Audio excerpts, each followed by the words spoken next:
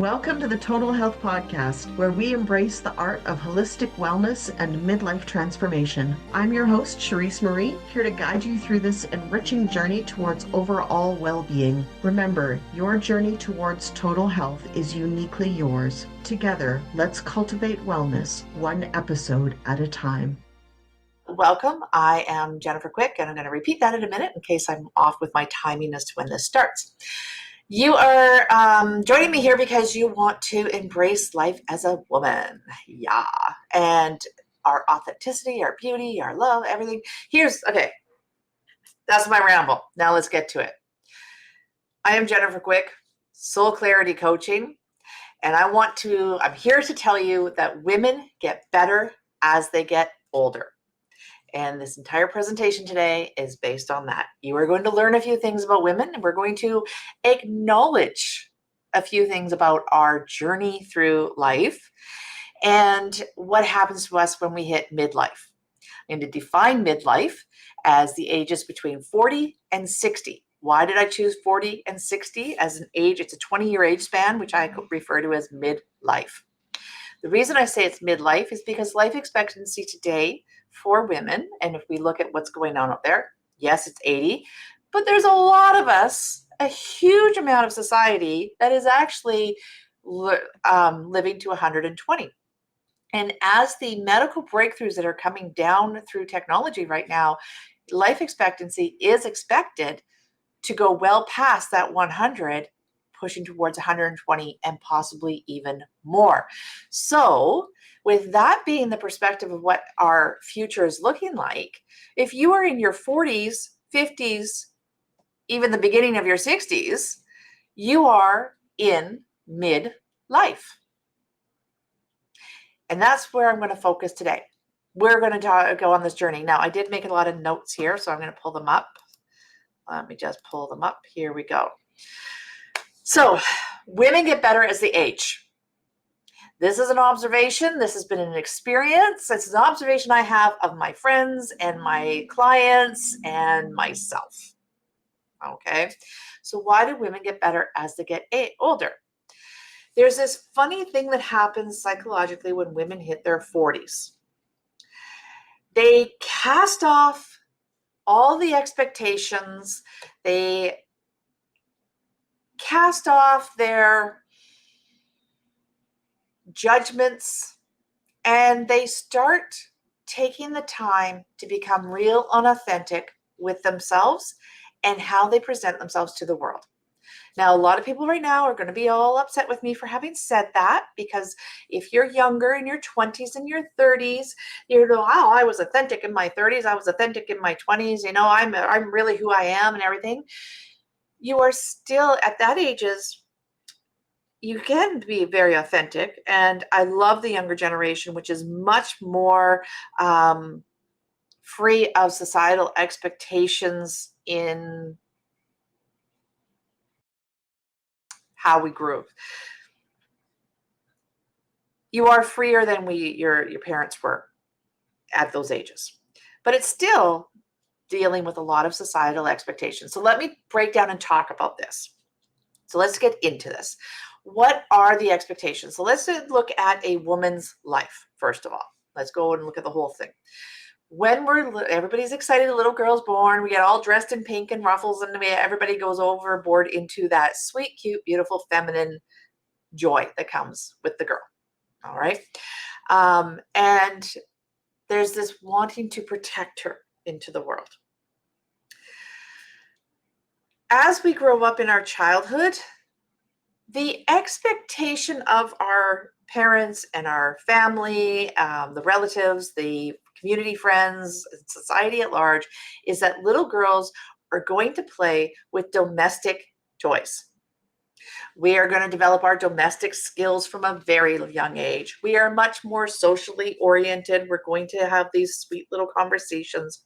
We're going to be more articulate than our counterpoint of the little boys that are growing up around the same age, right? So what we are is, in the early years, we are expected to be sweet, cute, maybe a little spunky, but that will be brought under control. And we are expected to play domestic orientated, maybe a little artsy, and definitely very socially interactive.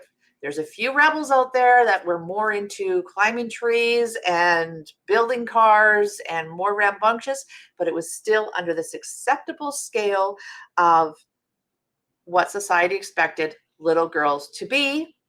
And if you were too far out of that, you were labeled either,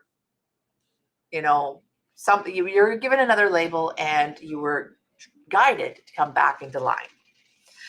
That is the experience of a young girl, most of us. As we hit puberty and are struggling with the identity of a changing body and raging hormones and all these weird things that happen, is that for me, when I hit puberty, it was like the whole world turned upside down. I wasn't ready for it emotionally. And it was, I struggled with it a lot. I hit puberty, I think around 12.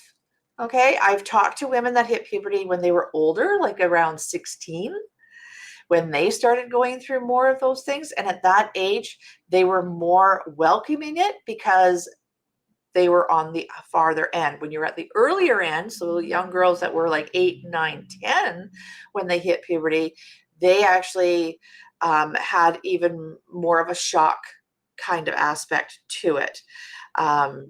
So that's kind of the range with it. But what happens is it's like everything changes, everything relocates, and weird things happen.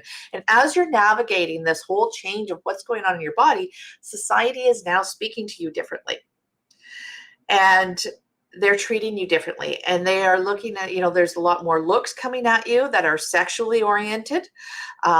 You're expected to learn how to groom yourself, how to be much more aware of your beauty and your presentation. And you're supposed to turn your focus towards attracting the boys. And that's what the expectations are upon us. Those expectations come from our parents, from our relatives, from our teachers, from society at large. I can remember walking through the mall and groups of boys pointing and giggling and daring enough to grab my ass or grab my boob in a public place. These things happened, and it was awful. But we weren't, it was for my generation. Hopefully it's not as much for younger generations now, but in my generation, it was just like, brush it off. You weren't supposed to pay attention really to it, so long as you made it safely through it, right? Like, it was just a messed up message, really messed up message that came through. And so you're expected to be really aware of your beauty, really aware of how sexually attractive you are, and how you can get men into your life. Your academics actually became a lot less important. Now, some girls dove more into the academics and to the sports, often in a way of avoiding these expectations, whereas others went the other way and really worked the sexual side of things, right? And learned what they could get through their sexual aspects, let's say. I'm trying to think of how nicely to say that, because I don't want to be in judgment. Like, everybody, this is such a crazy world. I don't want to judge anybody's journey going through this. And they're both valid responses, as well as, like, most of us who were somewhere in the middle of all that. It's okay. We got to own what we went through and forgive ourselves for what we deem as unacceptable, as well as we need to heal that part of us that needed to behave in a certain way, as well as celebrate the part of us that didn't succumb to these expectations, right? So in our teen years, we get a lot of the questions. I've seen it start younger than the teen years, but definitely by the teen years. Every time you see a relative, it's, oh, you got a boyfriend? Who you dating? Who's that? And now, I grew up in a small town with a lot of family, and I can remember Sunday nights being at my grandpa's house. And especially as I got older and I got my driver's license and I was out a little bit more socially, I would be at dinner with the family, and grandpa or my mom or somebody would just have say, oh, so-and-so said they saw you down here with so-and-so's kid, or who are you dating? Your mom told me you're dating this, Johnny Smith boy. Is that Frank's daughter? Or is that Frank's son? Is that so-and-so's kid? Oh, I know their parents and their grandparents. It was crazy. It was totally crazy. Not a lot of people go through that anymore, but that was my world when I was younger. It was like everybody you dated, you were dating their entire family, and your family knew them, and everybody was always asking, and it was the plate of discussion. I don't remember anybody asking me what I thought about the math test, or what my social studies were, or like my science grades, or I was really into biology. I don't remember anybody ever talking to me about biology or any of my actual interests. It was always about what my social activity was. Okay. And that really started in the teens. Then we get into our 20s, and the expectations increase on that, but they shift a little bit to how do we attract and keep a man? It's focused on finding a marriage, finding a life partner. It's focused on family planning, and how are you going to be a solid second income? That's another one that's a big one, right? You're not expected in your 20s to choose a career that is going to be the main bread provider for your family. No, you're expected to have a career that's going to be flexible enough for you to be there for the children, yet still bring in a solid, respectable second income into society, into your family. Okay. So that was all the messaging from the 20s. Build your career while attracting a marriage partner and planning for your family. Then we move into our 30s. And the 30s, let me just check what I got here. The expectations were really around children, about that biological clock. Tick, tick, tick, tick, tick. Are you going to have kids? Are you going to have another child? Are you going to have a child? When are you going to find a man? Are you going to try and have it on your own? Maybe you should start looking at fertility issues if you haven't had a child yet. All of these type of questions start coming at us from society. Accusations and judgments about choosing our careers over top of having a husband and children. It's like all of a sudden in our 30s, we're being judged and condemned for having made a choice to go after our careers instead of having a husband and kids and being at home. And yet now, there is another side of this I want to bring up, because there's a lot of judgment in our 30s about, are you ever going to have children, right? So there's a lot of women that really, in our 30s, it really comes out, either the judgment and the need to say that this is some of the wounds that really we start to heal when we hit into our 40s. The wound of the 30s is, I have the right to choose whether or not to have children. I am no less a woman if I have children or I don't have children. Okay? The value of who we are as women is based on whether or not we have children. And so there's a definite loud message now that people are saying it's okay for a woman not to have children. That is a respectable life choice.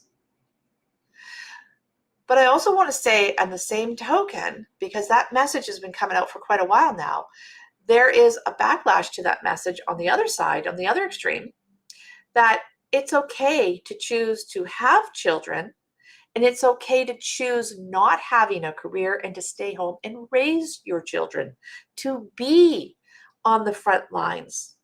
It's okay of the family, of raising kids. That is also a very valid choice, is to stay home with your kids.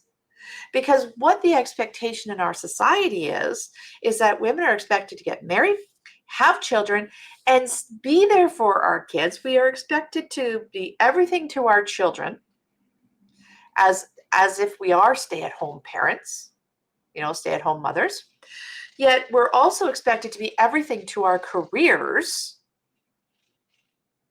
and put in all that extra that we need to in order to drive a career forward without sacrificing anything from the family home. And then somehow we're still supposed to show up sexually for our partners and be these great lovers and wives, and we're supposed to take care of the whole social connections and relationships, not only for ourselves and our world, but also for our children and our spouses. Like, we take on this huge bulk of the responsibility for the home, for the social lives, as well as still trying to have this career. And that is the pressure that women are navigating in their 30s. Whatever choice you make, and both are valid, both polarities and everything in between are valid, okay? But that is what we deal with in our 30s. Then we hit into our 40s. And this is where it all accumulates together and puts pressure into, it comes into the breaking transition point in our 40s. So what happens when we hit 40s is now society expects that that we prepare ourselves for the geriatric years. Either we need to rush into getting that marriage and children done, right? Medical if required, get in there, get that baby 40s baby in. Or we need to, or the focus is, make sure you keep yourself attractive so that you can keep your man and he doesn't go off after a younger woman or something. So we got to keep our men. And so we want to keep our looks as long as we can. And then generally, society views that our use in society is done. There is a definite message that once women are in their 40s, either, kick out that last kid, get that last kid coming out into this world, or you're put out to retirement because your value to the world is now over. That is the messaging that comes through. And it's offensive. It's extremely offensive. And then as we get into our later 40s and into our 50s, all of that really even goes into more stuff. Now, everything I was just talking about is the narrative. Okay, past the age of 40, it's actually, it used to be, I'm not sure if it still is now, but fairly recently, like a decade or so ago, women 35 and up were considered geriatric patients in our medical system. Now, I'm in Canada, so that might be different, Canada, US, whatever, but we were considered geriatric patients. Very offensive. Very offensive that society says that from the age of 40 on up, women no longer have a use in our society. It's very offensive, too, that most women will end up in poverty in their older senior elderly years. That's ridiculous, and it's got to stop. And so let me just go back to my notes here. That is the narrative and expectations that we as women are dealing with. It's been our life. That's where we are. As we hit middle age, we all go through a midlife crisis.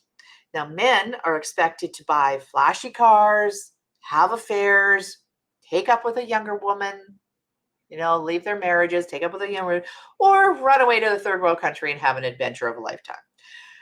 That's what is expected from men, right? To just throw it all away and be irresponsible and take off and live for themselves. But when we come to talking about women, midlife crisis, it's pretty much crickets. Nobody's really talking about the transition that women go through in midlife. And it is a midlife crisis, but we approach it very differently. So the little bit of talk that there is usually centered around perimenopause, menopause, and postmenopause. And that's really more recently that people are talking about these things. And most of the conversation is around the health issues that come with the hormonal changes that perimenopause, menopause, and postmenopause have. Most, and of that healthcare, most of which is focused around our sexual function and the inconvenience we are towards others. Okay, so sexual function is, can we physically have sex? Nobody is asking how to address our changing sexual interest and desires. That's not being addressed very much. But, addressing lubrication and things like that for the sexual function availability, that is addressed. Another thing is I had just said it and I just lost it because that sexual function thing really gets on my nerves as being such a focus. So let me just, where was I saying?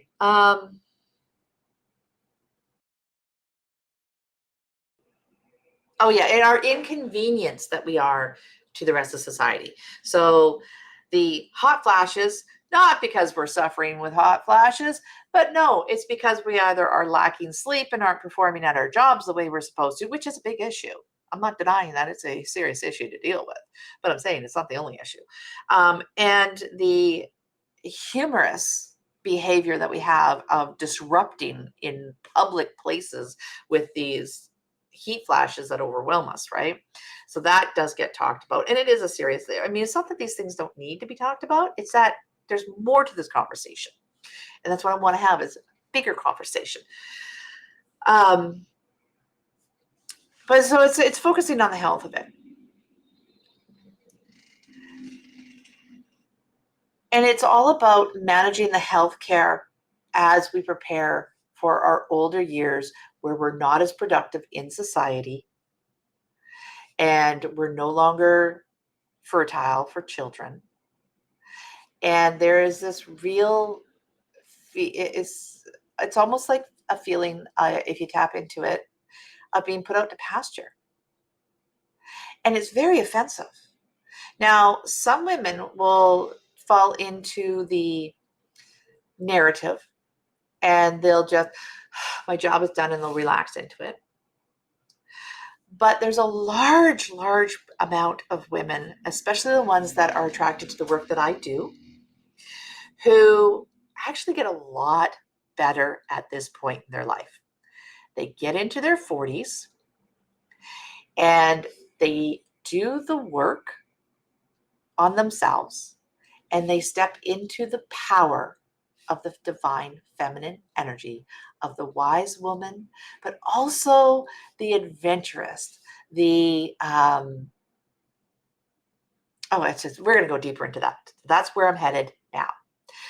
And I'm going to put this out here right now, that this is totally on my belief, based on my experience and what I observe in my clients and my friends.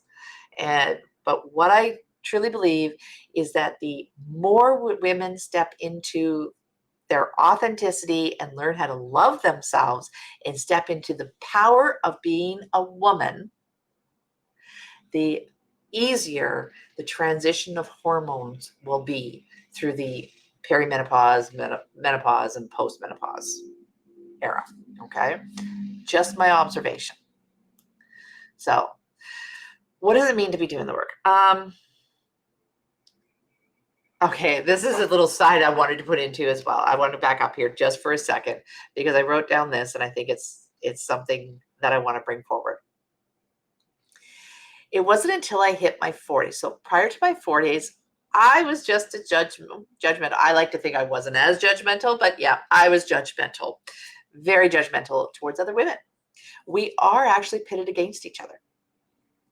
As we grow up, we are in a silent competition. Men are doing the pyramid of status. Women are trying to knock each other off the pyramid to see how they can, that's how they rise. So men are kind of building the pyramid, whereas women are competing with each other as to where they're going to be on that pyramid. And I think people will understand what I mean by that. But there is this competition amongst women, but it's a social nuance that also connects everybody together. And it's a very strange dynamic. But anyhow, I don't want to go into that right now. What I wanted to say is I'm acknowledging how judgmental I was, because I was I was in that participation of that competition that women have. So I had judgment. One of my big judgments was older women dating younger men, the cougar. And why would younger men date older women? And I didn't really understand this. And it wasn't until I started getting into my 40s and some of my friends started getting divorced and they started dating younger women. And as I was going through my 40s, I was like, oh, I get this now. I really do. Now, I did not leave my marriage and have this, but I lived vivaciously through my friends, and I certainly understood what they were going through. And they took a lot of judgment for it from society, actually. But it was so amazingly beautiful for both parties, the younger men and the older women. And what it is, so women who date younger men, younger men love older women because we are much more open, communicative, and honest in our sexual desires and our approach in the relationships. We're not caught up in the drama games that we tend to play when we're younger. And so for men, when they date their own age, especially in their 20s, girls are often not straightforward with them. And there's an interesting dating game, which I don't want to go into. But women in their 40s, when they date women in their 40s, everybody knows why they're there. They're not there to start a family and have a lifelong event. They're there for a good time and enjoy each other's company. And so there's this acceptance and connection that happens that's really healing and good for men's development. And it's also very healing for women because they can actually relax and appreciate the attentions that a younger man will pour onto the women. So anyhow, I don't want to go too much into that any more than that, but really it was an eye-opener for me to truly understand how beautiful that relationship actually is. It's very different dynamics when you're talking about men and women in the reverse, but I don't want to go into that either because I'm talking about women in their 40s and getting better as we age. So back to my notes. Keep on track, Jen. All right, here is what happens to women in their 40s. So what happens to women in the 40s? So there's two things. There's one. There's either you succumb to societal thought, focus on family, and prepare for the old age. Or we cast off expectations and judgment, find authenticity, and develop a FU attitude and a gusto for life. And this is what I want to invite you to do. Develop that attitude. The gloves are off. The rules are gone. Step into the most powerful energy of your life and have that gusto for life. Go live life on your terms. This is the time in your life when you choose to live life on your terms because you know what? Nobody's expecting anything from you anymore. So go with it. So what does this look like? Sexually, we are more outspoken and straightforward. We communicate our likes and dislikes and needs much more clearly. 2, we become more emotional. Often this is associated with perimenopause, which is definitely a factor, okay? But from my own observation, it comes from finally addressing the gaslighting, the denial, the silence treatment, the manipulations, the failures, the judgments, and the general toxic environments we have had to navigate throughout our journey of life so far. That was all that I talked about in the beginning of this talk, right? Once we work through these negative beliefs and programs that have been created from all of this toxic energy that we've been navigating through and all these weird expectations and stuff like that, once we work our way through all of that, we discover our true selves and give permission to ourselves to step into it, our authenticity. But we have to do that work. Another thing that happens, the third thing I have here that happens, is we develop a bigger view of the world and we turn our attention towards change and nurturing the younger generation. So most of the years previous to our 40s, we have been focusing in on our nuclear family, they're called, right? Our children, our spouse, our parents, our siblings, our little tiny universe. But as our kids go out into the world, and as society stops pestering us about having kids and all of that kind of stuff, and we step into our authenticity, we actually start looking at society and we go, that's wrong. We shouldn't be doing it that way.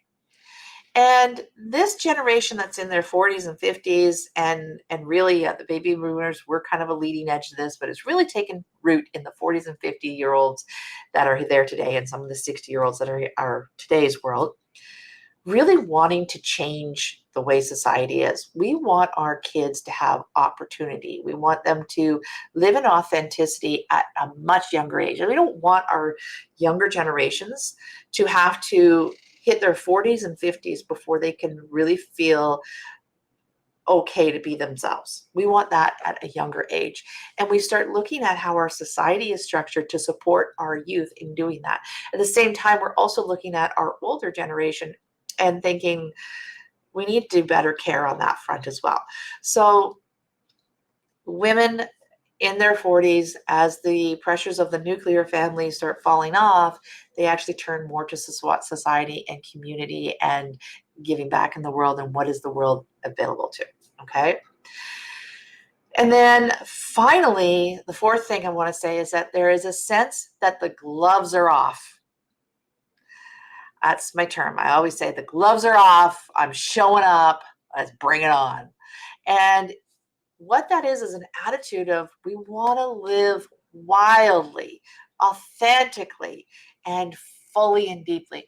So one of the things that this was a big one for me, and I was so surprised at it because I never had, I didn't realize in my own life, I did not realize how much society pressures and expectations on the different aging processes of my life had really taken its toll on me. I didn't realize it.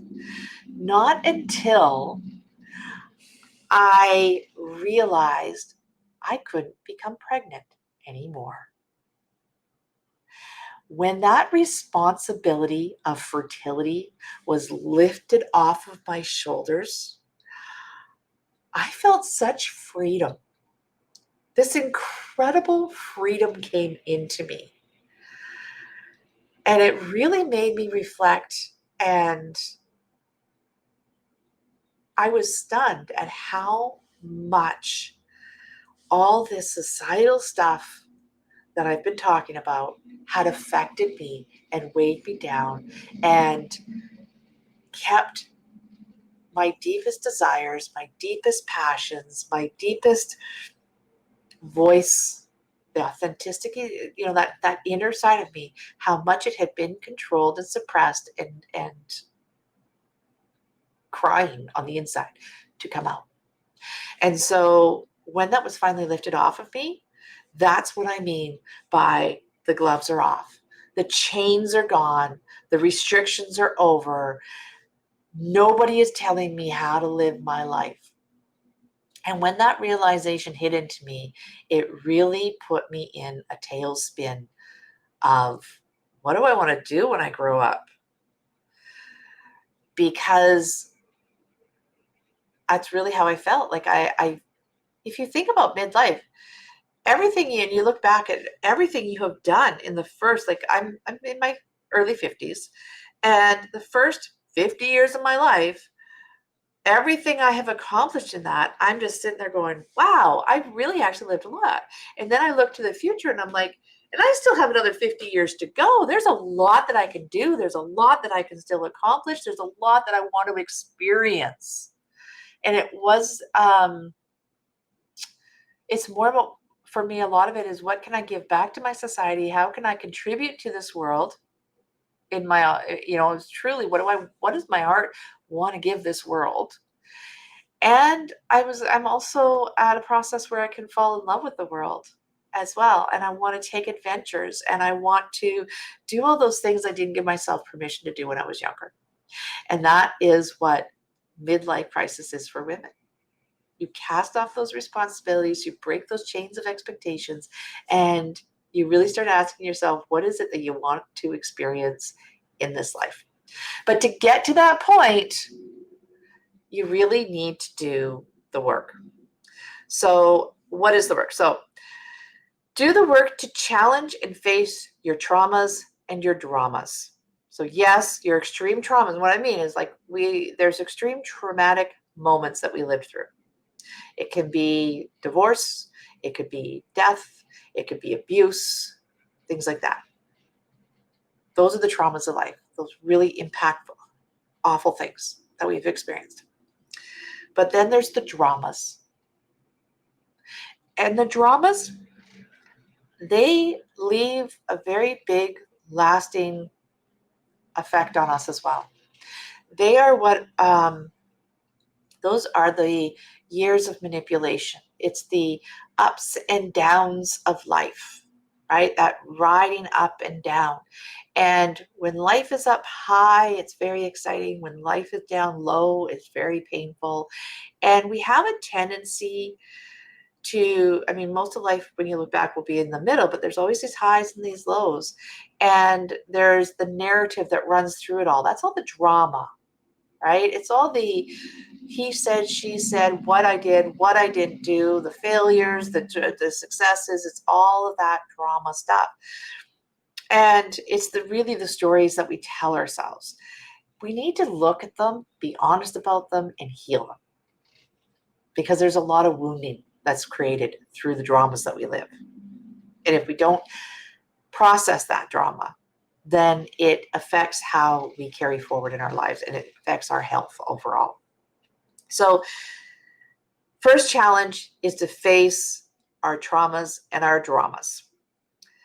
Do the work to release the negative programs and beliefs that have been created from our toxic environments and society, all the expectations and everything, all that trauma and drama. So that's the first thing. The second, then we go into acknowledge and learn to love all aspects of yourself. Learn to love yourself. Now, one of the things that in order to acknowledge and learn to love yourself, the key point of that is holding yourself accountable to what you really are in your life. And that's a big, big, big, big, big one. Holding yourself accountable to who you truly, truly are. And I've got some really good tips of how to do that. I work with people on holding themselves accountable. And one of my favorite tools for doing that is actually to look at money. Women do money very, very differently than men. We have a different way of thinking about it. We have a different way of processing it. There's a whole different way that we go about with money. And a lot of women that I talk to will all say to me, it's amazing when women do this, they will all say to me, oh, I don't have any problems with money. Money comes to me or whatever. And yet in the very next breath, they'll be asking to pay me in installments, pay me next week, or asking, their husbands for it, or, oh, the universe will provide. I work a lot in the spiritual field, so that is a big one. Oh, the universe will provide. That is sidestep. All of that is sidestepping holding yourself accountable to the results of your life. And money can reveal that a lot. Anyhow, moving on. So acknowledge and learn to love all aspects of yourself. And to do that, you need to hold yourself accountable to what you truly are, what you truly have created in your life. You need to own it. You need to own who you are. And then the next step is you need to develop appreciation and gratitude for who you actually are. So you need to acknowledge everything about yourself, right? Hold yourself accountable to what you have accomplished and failed in your life. Hold yourself accountable to who you are, and with honesty. And then learn how to appreciate it and have gratitude, because Everything that you are is a beautiful thing. You're an amazing person. We all have good things about us. We all have bad things about us. We all have good experiences. We all have bad experiences. It all comes together into one big package. That is you, and it is amazing. You truly, truly are amazing. And the sooner you acknowledge it, and you have gratitude for who you are and the journey you've gone on, and appreciation for who you actually are, the more you will step into a fabulous life. Okay. Um, so there's appreciate, but also the other one is appreciating and gratitude towards what the world still has for you. Life isn't over yet, right? Like that's part of the um, appreciation and gratitude is being appreciative and grateful for the journey that has taken you to being exactly where you are, listening to this video and living the life that you're living. And then also having appreciation and gratitude for everything that the world still has to offer you, right? There's still a huge future. There's a humongous thing. You look at how much life you have lived up to this point, and you have all of that and more lying in front of you. Okay? Get out of this medical narrative where they're trying to put, the medical narrative is terrible for us. They want us all docked up on pills and in old folks' homes by the time we're 70. It's such a false narrative. Right? Start looking at what 100-year-olds are doing and living and where they are. Do you know that it was a 76-year-old? I think it was 76 or was it 78? Maybe it was 78. Anyhow, 76, 78, doesn't matter. It was a 76-year-old man who taught me how to snowboard in my 20s because he was the only one that had the patience to do it. But he was out there snowboarding at that age, right? My aunt is that age, and she's still out doing adventurous stuff and everything. I just spent a week traveling with her, and we were at full speed. She was right in there, right? My dad still farms with me a bit. He's 80. Is he 80 this year? I can't remember. He's either 79 or 80. I get lost at the moment. No, he turns 80 this coming year, so he's 79. But he's still out there farming with me. And how many times I've had to go in the medical system and advocate for him and for my mom, because the medical system says, oh, you're 79, take this pill and go home. Next stop is the grave. And I'm like, I know this man, and this is not normal because he's the one out there working on the farm with me. She's the one out there doing whatever with me, and I'm out with them. I spend time with them. I know that these are not people that are ready for the grave. They still have a lot of life ahead of them. Same with my in-laws, a lot of life ahead of them. And yet the medical system is ready to put them down. And so we need to advocate for our seniors. And I got on a tangent there. Sorry. I do that every once in a while. Let me go back. This is why I make notes. So what does the world still has to offer you? That's what I was saying is look to a lot of these seniors. Don't buy the narrative that comes out through the media, right? And through the medical professions and stuff like that. You have so much life ahead of you. People are literally like, as it is right now, to live to 80 is expected. To live to 120 is becoming more and more and more common. Okay, it's becoming more and more as a reality.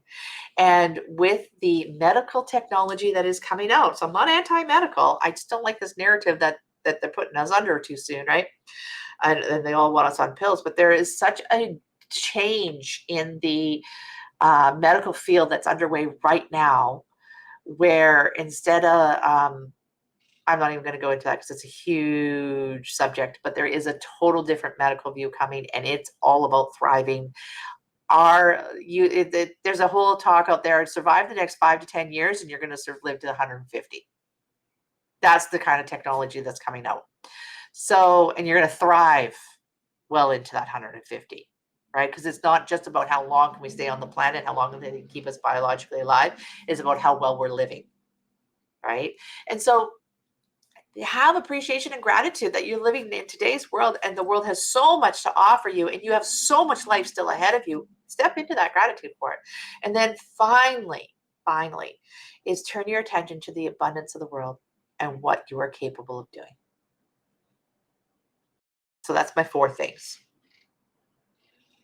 in order to live a thriving life as a woman in your 40s, where life is only getting better. So 40s, 50s, 60s, whatever point you're at, it's time to cast off all that societal, to break the chains of expectations, step into your authentic self.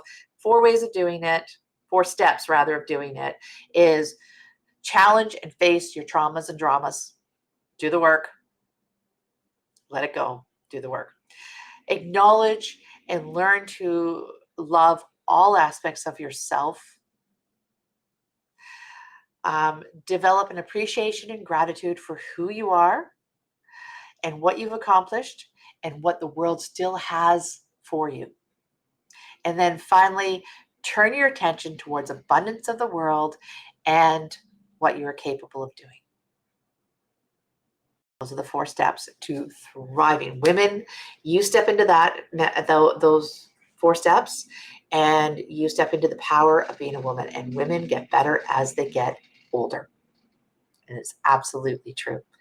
Women in their 40s and 50s are so vibrant, so incredible, so authentic. Like, it's just, when a woman does this work, she is so much to be admired and inspired, and just, it's incredible. Anyhow, I'm starting to ramble. So I'm going to cut it off. What I'm going to say right now is I'm going to offer to you, I don't know if Sylvia's put it in the video because I'm not looking at the video right now, but go to my website, soulclarity.ca. I am Canadian. You will also find jenniferquick.com. Will also go to me. So you can just Google my name, Jennifer Quick. But soulclarity.ca, that is my website. Women of Abundance is a brand new coaching program that I'm putting out. It is I'm so excited about it. It's so incredible.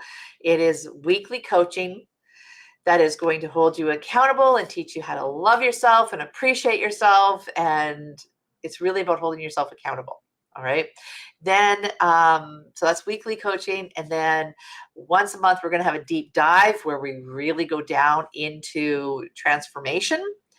And we're also doing a book club. So once a month we review a book and we chat about a book together and what wisdom and stuff that we can learn. So it's keeping us moving forward as well.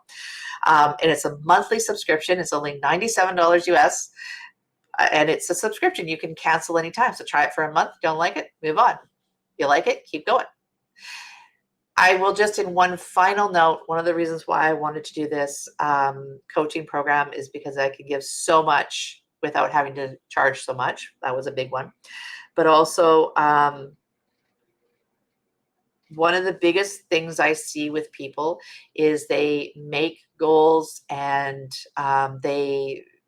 decisions to do change. They do the work to heal themselves, but then they don't have the support to carry it through. And it takes, when you make a decision to do something, there's a whole process to it.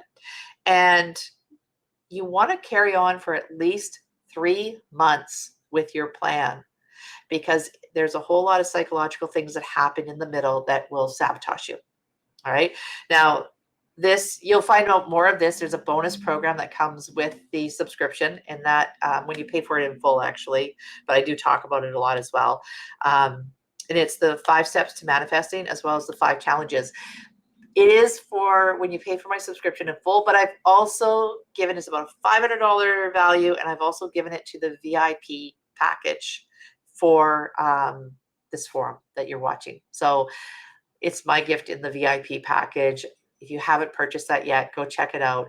That program that I gave away, I used to teach it for about $500, and it's the 5 steps to manifesting and the 5 challenges. And it is just a really impactful, when I teach people how we self-sabotage and how to address that so that we don't sabotage ourselves, how to work with our energy fields. It's amazing the transformations that can take place and how much we can manifest for ourselves. So anyhow, that's a freebie in the VIP. Check out my website, that Women of Abundance, because it is a fantastic collective of support and coaching, and that helps you carry right through, as well as all my other services that I do. Anyhow, I'm going to sign off. I'm going to call it quits. Love you all. Thank you so much for joining me. I hope you have a little different perspective, and I hope you have a little bit of an appreciation for your 40s, 50s, 60s, and how fantastic life can be and how much women get better as they age. Love you all. I hope to see you in my coaching program or book a discovery session with me. I'd love to chat with you. Talk to you later. Bye-bye. I'm Cherise Marie, and it's been a privilege to explore the vibrant world of holistic health and overall well-being with you today. We love hearing from our listeners, so don't hesitate to reach out and be part of our growing community focused on holistic living. Until next time, keep nurturing your mind, body, and soul. And remember, you have the power to create a life of total health and lasting happiness. Together, let's continue this journey towards holistic well-being. Take care, stay inspired, and as always, live fully.